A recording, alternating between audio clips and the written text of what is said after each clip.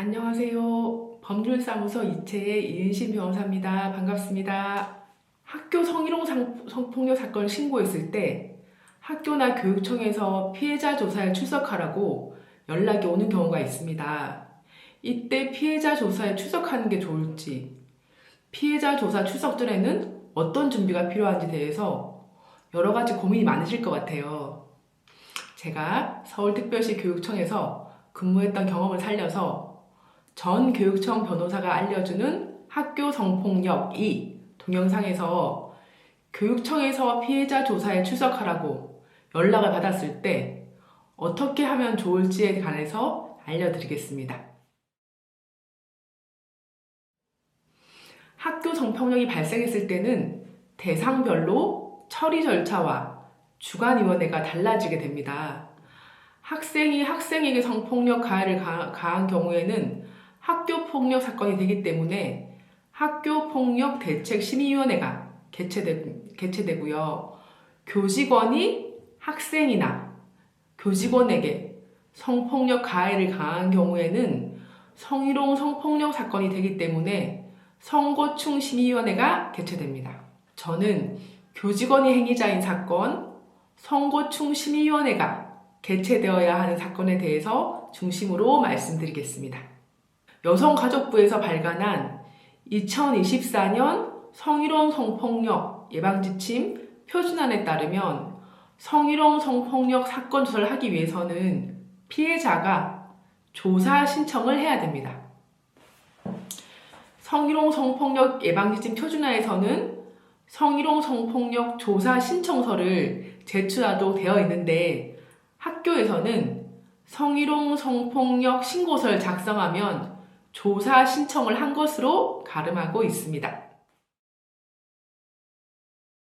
여성가족부가 발간한 2024년 성희롱 성폭력 예방지침 표준안의 조사 관련 규정을 보시면 명시적으로 변호사가 참석해야 되는지, 참석할 수 있는지에 대해서는 언급되어 있지 않습니다. 다만 피해자가 신뢰관계인과 함께 조사에 참석할 수 있도록 신청하면은 조사에 지장을 줄 우려가 없으면 신뢰관계인이 동석할 수 있도록 하고 있습니다. 위 규정의 원래의 취지는 보호자나 사건을 지원했던 상담원 등이 동석하여 피해자가 편안한 환경에서 진술할 수 있도록 하기 위한 것입니다. 그렇지만 변호사를 신뢰관계인으로 지정하시면 변호사가 피해자 조사에 참여하여 조력하는 것이 가능할 것 같습니다.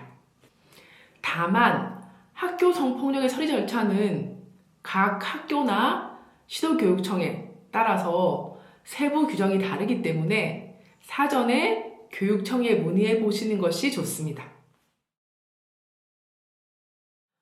사실 피해자 입장에서는 이미 신고서를 작성해서 학교에 제출했는데 또 교육청에서 조사 출석을 하라고 하면은 심적으로 많은 부담이 될 수 있습니다. 특히나 미성년자인 학생이 피해자인 경우에는 더 그렇습니다.